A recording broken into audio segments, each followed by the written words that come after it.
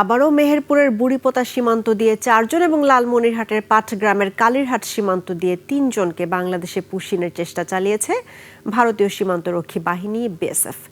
ভোরে মোহাম্মদপুরের নবীনগর খালপাড়া এলাকায় সীমান্তের শূন্য রেখার ওপারে 4 জনকে দেখতে পান স্থানীয়রা।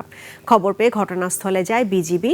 পরে সম্মিলিত কঠোর অবস্থানের কারণে তারা বাংলাদেশে প্রবেশ করতে পারেনি। ছেলে দেওয়ার চেষ্টা করা 4 জনের মধ্যে 1 পুরুষ ও 3 নারী ছিলেন। লালমনিরহাটের পাটগ্রামের কালীরহাট সীমান্তে বৃহস্পতিবার রাত 1:30টার দিকে 3 জনকে বাংলাদেশে পুশিনের চেষ্টা করেছে ভারতীয় সীমান্তরক্ষী বাহিনী বিএসএফ। বিজিবির বাঁধার মুখে সেই চেষ্টা ব্যর্থ হয় তাদের।